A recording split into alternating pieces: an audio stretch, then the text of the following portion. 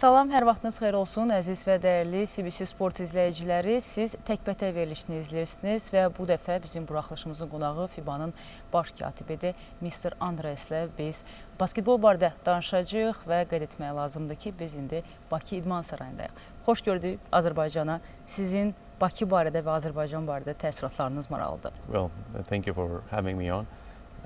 Xoş gördük. İlk növbədə verilişə dəvət etdiyiniz üçün təşəkkür edirəm. Bu, mənim Azərbaycana ilk səfərimdir. Əlbəttə, ölkəniz barədə çox eşitmişdim. Unutmaq lazım deyil ki, Bakıda keçirilən Avropa oyunlarında ilk dəfə 3x3 basketbol üzrə yarışlar keçirildi. Şəhərdə gəzmək fürsətim oldu. Bakıya heyran oldum. Şəhərin mərkəzi xüsusilə çox gözəldir. Əlbəttə, mənim əsas diqqətim idman zallarınadır. Çox bəyəndim. Xüsusən də burada keçirilən basketbol çempionatının play-off mərhələsinin görüşlərinin təşkilatçılığından razı qaldım. Təbii ki, ilk sualımız ölkəmizə səfərinizin əsas məqsədi nədir?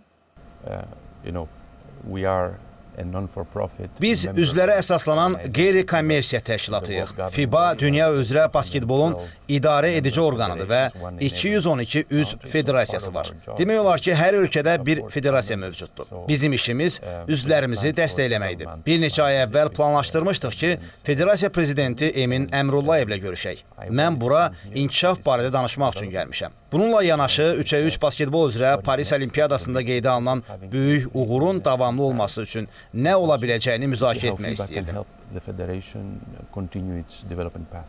Azərbaycan Basketbol Federasiyası ilə FIBA-nın əməkdaşlığı barədə nə deyə bilərsiniz və ümumiyyətlə münasibətləri necə qiymətləndirirsiniz? Well, excellent. I must say that we have Çox gözəldir. Mən deyə bilərəm ki, federasiyada yaxşı idarə etmə var. Bu səhər federasiya işçilərlə də görüşdüm. Onlar çox ünsiyyətçil insanlardır. Federasiya ətrafında könüllü işləyən insanlar işlərini böyük həvəslə görürlər və bu onların əsas məşğuliyyətidir. Bu bizi çox sevindirir və federasiyaya daha çox kömək etmək istəyimizi artırır. Azərbaycan Basketbol Federasiyasının FIBA və Cenevrədə yerləşən əsas ofisi ilə əlaqəsi çox sıxdır. Mən bura öz həmkarlarımla gəlmişəm. Bizim çox məhsuldar diskusiyamız oldu. Radikal deyil, gələcəklə bağlı konkret addımları müzakirə etdik. Azərbaycanda basketbolun vəziyyəti və durumu barədə sizin fikirlərinizi öyrənməyə maraqlı olardı. I think we have to admit that 10 years ago we were far behind. İlk növbədə onu qeyd etməliyəm ki, son 10 illə müqayisə etsək böyük bir sıçrayış hissi olmuş. Bu irəliyə böyük bir addımdır. Hələ də potensial çox böyükdür. Bir neçə məqam var ki, mən onları çox bəyəndim. Ən çox bəyəndiyim odur ki, federasiya basketbolun bu günü ilə yanaşı həmçinin gələcəyi ilə də çox maraqlanır. Məsələn, biz dünən müzakirə edəndə yalnız 3x3 basketbol üzrə komandanın olimpiyadadan sonra stabil çıxış etmələri üçün nələr etməli olduğunu deyil, həm də U12 komandalarının çempionatından danışdıq. Bu, gələcəyə investisiyadır. Mən Azərbaycan Basketbol Federasiyasını bu addıma görə təbrik edirəm. Mən həqiqətən də inanıram ki, gələn il 12 yaşlı qızlardan ibarət komandalar formalaşacaq. Mən sizi inandırım ki, belə düşünən federasiyaların sayı çox deyil. Əksəriyyət əsas komandalara diqqət ayırırlar. Çünki auditoriya əsas komandaların çıxışlarını izləyir. Gənc yaşlıların deyil. Biz bu proqramı FIBA olaraq dəstəkləyəcəyik. Biz çox məmnunuq ki, gələcək nəsil idmançıları düşünən federasiyalar var. Və bu idmançı nəsli bizə kömək edəcək ki, növbəti böyük addım ataq. Into the future of basketball in Azerbaijan. Azərbaycan basketbol çempionatında ildən ilə həm maraq, eləcə də həyəcan artır və mənə maraqlıdır ki, bu siz tərəfindən necə qiymətləndirilir və növbəti illərdə bizim çempionatımızdan nələr gözləmək olar? First of all, we have to acknowledge here we had in the past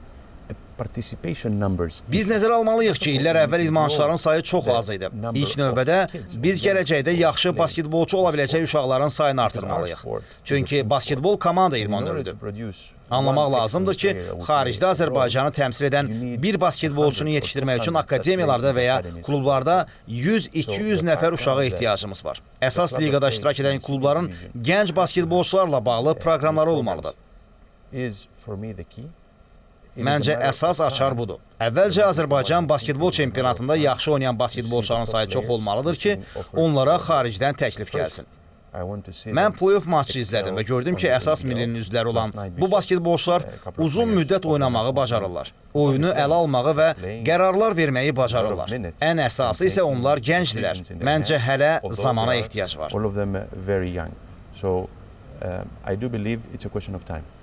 Həmçinin bu yaxınlarda Bakıda Türkiyə və İsrail komandaları arasında görüş keçildi Beynəlxalq Çempionlar Liqası çərçivəsində və mənə maraqlıdır ki, siz təşkilatçılıq barədə və həmin atmosfer barədə nə deyə bilərsiniz?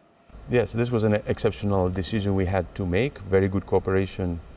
Bu bizim üçün istisna halı idi. Üç federasiya arasında çox gözəl əməkdaşlıq baş tutdu. Çünki böyük oyunu idi. Çempionlar Liqası idi və böyük delegasiya Bakıya təşrif buyurmuşdu.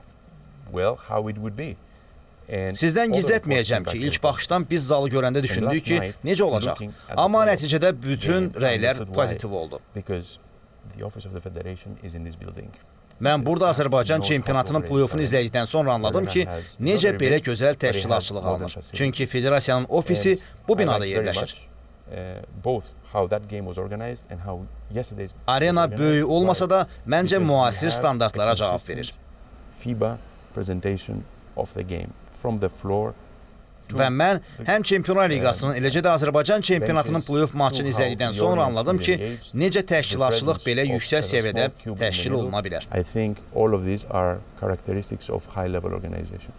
Onu da qeyd etmək lazımdır ki, son illərdə ölkəmizdə basketbolu olan maraq da artıb. Mənə maraqlıdır ki, bu beynəlxalq təşkilatlar tərəfindən necə görünür? I think the level is every year better and there is a simple reason for that. Səviyyə ildən ilə artır. Bunun əsas səbəbini də mən bilirəm. Səbəb odur ki, federasiya klublarla yaxşı münasibətdədir. Bu fundamentaldır. Hazırda mənim əyləşdiyim hissədə sponsorun stikeri var və bu arenada yalnız bir sponsorun stikeri deyil. Fərq etməz, sponsor özəl sektordandır, yoxsa dövlət. Əsas odur ki, basketbola sponsorluq etməyən istəyən şəxslər var. Burada üç bucaq formalaşır. Federasiya, klub və sponsor. Və bu üç bucaq ildən ilə inkişafa gətirib çıxardır. Düzdür, çempionatda bir neçə əcnəbi basketbolçular var ki, onlar yerli oyunculara kömək edirlər. Mən burada düzgün balansı görürəm. Və bizim müzakirələrimizin bir hissəsi də ona fokuslanmışdı ki, biz FIBA olaraq nə edək ki, Azərbaycanın top klublarında olan oyuncuları inkişafa kömək etmək üçün motivasiya edək. Hazırda ölkəmizdə də legioner basketbolçular çıxış edirlər və hətta NBA təcrübəsi olan və Avropanın bir çox klublarında təcrübə yaşamış basketbolçular hazırda Azərbaycan klublarında oynayırlar. Onların performansını və onların keyfiyyəti barədə nə deyə bilərsiniz? I think the quality of the players attracted by a league. Düşünürəm ki, klublara gələn legioner basketbolçuların səviyyəsi yalnız maliyyə ilə bağlı deyil. Bu, şəhərin yaşayış səviyyəsindən asılıdır. Burada isə yaşayışın səviyyəsi yüksəkdir. Məncə, burada yaşayan basketbolçuların əksəriyyəti burada olan şəraitdən məmnundur. Klublar oyunculara bütün şəraiti yaradırlar. Federasiya olaraq basketbolçuların təhlükəsizliyi və məvaciblə bağlı problemlərin olmaması üçün xüsusi proqram yaradıblar. İkincisi isə əcnəbi basketbolçular gələndə ilk növbədə liqanın səviyyəsi yüksək olan ölkələr üst tuturlar. Çünki bu onlara daha böyük uğurlara gedən yoldur. Onlar üçün yaxşı liqada və FIBA yarışlarında mübarizə aparan klublarda oynamaq üstünlükdür. Mən şübhə etmirəm ki, Azərbaycanda növbəti illərdə keyfiyyətli legioner basketbolçuların sayı artacaq. Bu, həm məşqçilərə, həm də oyunculara fayda verəcək. Çünki onlar yerli oyuncuların səviyyəsini artıracaqlar.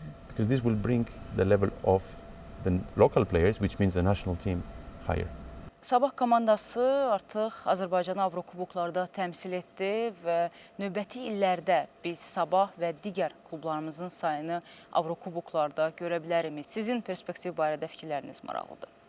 Yes, I think the basic idea of the federation which I completely endorse. Məncə, federasiyanın əsas ideyası rəqabətə dözümlü çempionat yaratmaqdır ki, liqanın top 2-3 klubu Avropada uğur qazansın.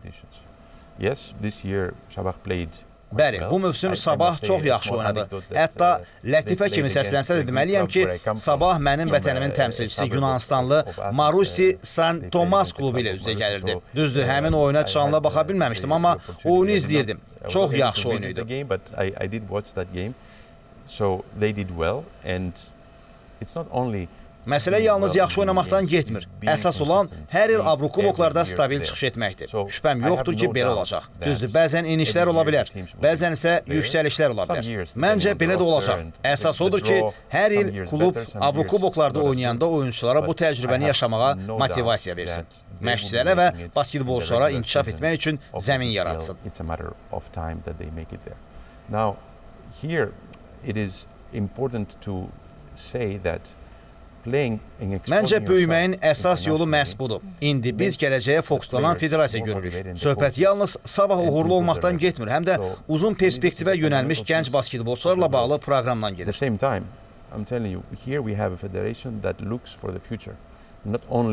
Burada 20, 19, 18 və hətta 16 yaşadakı oyuncuları biz nəzərdən keçiririk.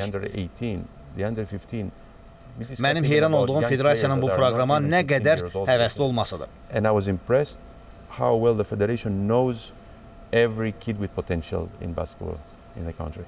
Azərbaycanda ildən ilə həmçinin 3x3 basketbol növü üzrə də maraq artır və biz bunu həmçinin ölkəmizdə keçirilən beynəlxalq yarışlar barədə deyə bilərik.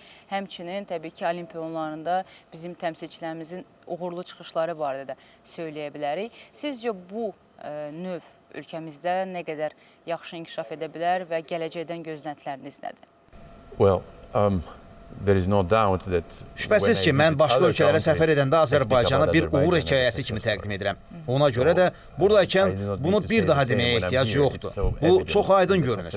Ötən yay əldə olunan uğur isə tamamilə qeyri-adi bir hadisə idi. İndi isə 3x3 basketbolunun müəyyən üstünlükləri var. Biz elə bir ölkədəyik ki, ilin bir çox aylarında açıq havada oyun keçirmək mümkündür. 3x3 basketbolu isə məhz şəhər mühitinə və açıq havaya uyğunlaşdırılmış bir idman növüdür. Bu format həmçinin oyuncu ehtiyatı çox geniş olmayan ölkələrə də üstünlük verir. Yəni yüzlərlə yüksək səviyyəli oyuncusu olmayan ölkələr üçün ideal bir seçimdir. Düşünürəm ki, burada həm kişilər, həm də qadınlar üçün 3x3 basketboluna investisiya yatırmağa davam etmək çox maraqlı olacaq. Xüsusilə qadınlar üçün. Çünki burada hələ kifayət qədər qadın oyuncularımız yoxdur. Əlimizdə olan bir neçə yüksək səviyyəli qadın oyuncu daim yarışlarda iştirak etməli, yalnız oynamaqla kifayətlənməməli, eyni zamanda tədbirlər təşkil etməlidirlər. Bu da bizim dünən müzakirə etdiyimiz mövzunun bir hissəsidir. Yəni turnirlərin təşkilinin davam etdirilməsi.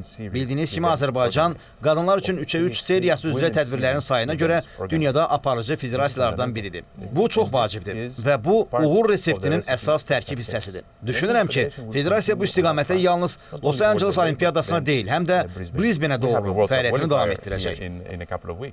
Hazırda biz Avroliqa və NBA arasında olan münasibəti necə qiymətləndirə bilərik və artıq get-gedə fərqin azalması haqqında danışa bilərikmi? Well, that is the way you put the question, it's very interesting. Sualı vermə tərziniz çox maraqlıdır. Bildiyiniz kimi, basketbol qaydaları getdikcə bir-birinə yaxınlaşır. NBA-dəki oyun qaydaları ilə FIBA səviyyəsindəki oyun qaydaları arasında böyük uyğunluq yaradılıb.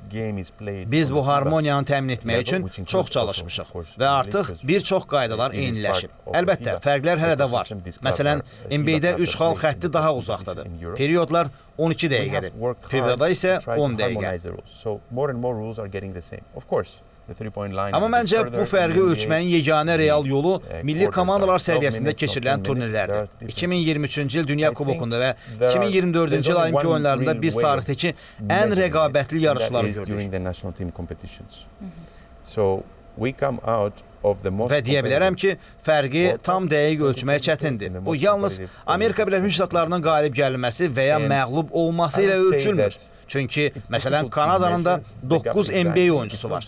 Tokyo Olimpiyadasında Nigeriya millisində də 9 NBA oyuncusu var idi. Ümumiyyətlə, Olimpiya oyunlarında 50-dən çox NBA oyuncusu iştirak etmişdi. Yəni, NBA oyuncuları yalnız Amerika Birləşmiş Ştatları millisini təmsil etmir. Bu, bəlkə də keçmişdə belə idi. Amma indi artıq fərqlidir. Avropa isə hələ də yüksək səviyyəli oyuncular yetişdirməyə davam edir. Düzünü desəm, Avropanın daha çox oyuncu yetişdirməsini istərdik. Hazırda NBA-də Avropa, Avstraliya, Asiya Rusiya, Kanada və Cənubi Amerikadan çoxlu yüksək səviyyəli oyunçular çıxış edir. Afrikadan da getdikcə daha çox oyunçu gəlir və bu FIBA ilə NBA-in Afrikadakı birgə səyləri sayəsində mümkün olub. Ümumilikdə isə deyə bilərəm ki, basketbolda ümumi inkişaf tempi artır. Təbii ki, Amerika Birləşmiş Ştatları hələ də kişi və qadın basketbolu üzrə dünyada oyuncu yetişdirən bir nömrəli ölkə olaraq qalır. USA remains the number one production country for basketball players in the world, men and women. Bir çox ölkələrdə təhsil və basketbol arasında güclü əlaqə var və xüsusən də bizim kimi inkişafda olan ölkələr üçün sizcə bu sistem nə qədər uyğundur? I would say there are essentially two systems. One system in the world is the club system. There is a club. Mən deyərdim ki, əslində dünyada iki əsas sistem var. Birinci sistem klub sistemidir. Bir ölkənin liqalarında onlarla və ya yüzlərlə klub var və bu klublar oyuncular yetişdirir. Digəri isə daha çox Amerika modeli adlandıra biləcəyimiz bir sistemdir. Burada əsasən məktəblər və universitetlər vasitəsilə oyuncular yetişdirilir. Burada isə mən açıq şəkildə görürəm ki, klub sisteminin gücləndirilməsinə ciddi cəhd var. Lakin eyni zamanda məktəblərdə oynayan uşaqları klublara cəlb etmək üçün basketbolun təbliği və subyektiv olsam da basketbolun sehrindən ağıllı şəkildə istifadə olunur. Əlbəttə, federasiyanın rəhbəri təhsil və elm sahəsində mütəxəssis olması da bu işə kömək edir. Onun idmana daha çox uşağı cəlb etmək və basketbol istedadı olan uşaqları məhz bu idman növünə yönəltmək istəyi heyran edicidir. Ona görə də biz gənclər liqaları haqqında çox danışdıq. Çünki bu liqalar gənc oğlanlar və qızlar üçün basketbola giriş nöqtəsidir.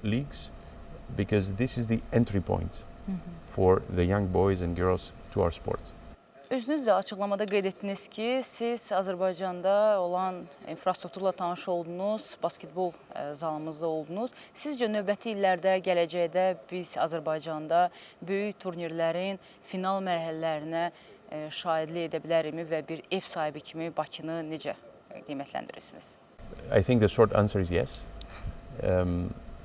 Qısa cavabım, bəli. Mən inanıram ki, Azərbaycanda belə bir tədbir üçün zəruri infrastruktur var.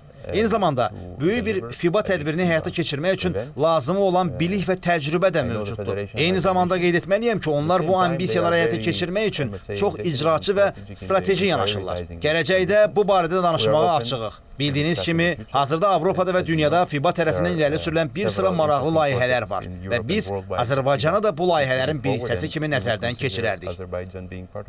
Və sonuncu sual, sizcə bizim kimi inkişaf mərhələsində olan ölkələrdə, yəni basketbolun yenicə inkişaf etməyə başladığı ölkələrə nə qədər zaman lazımdır ki, tam potensial reallaşsın və biz də artıq Avropa klubları, Avropa ölkələri arasında ön pillələrdə olaq?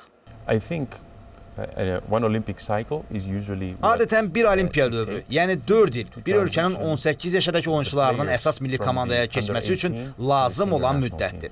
Bu müddət ərzində bəziləri 3x3 basketbol üzrə ixtisaslaşırlar. Buna görə də hesab edirəm ki, 2027-ci ildə Qətərdə keçiriləcək FIBA Basketbol Dünya Kubokuna və 2028-ci ildə Los Angelesda keçiriləcək Olimpiya oyunlarına qədər Azərbaycanın bu strategiyasının real nəticələrini göstərə biləcəyini görəcəyik. Eyni zamanda mən çox bəyənirəm ki, federasiya ötənlikli uğurların təsirinə qapılmayaraq qısa müddətli nəticələrə fokuslanmayır. Onlar uzun müddətli planlaşdırmaya üstünlük verirlər. Bildiyiniz kimi klublar növbəti həftə sonu oyununu, bəzən isə növbəti ayı düşünür. Liqalar mövsümün sonunu planlaşdırır. Federasiyalar isə 4 illik dövrlərlə düşünür. Azərbaycanda federasiyanın bu yanaşmada olduğunu görmək sevindiricidir və FIBA hər zaman onun yanında olacaq. Təşəkkür edirik sizə müsahibə üçün. Mən də təşəkkür edirəm. Burada olmaq xoş idi.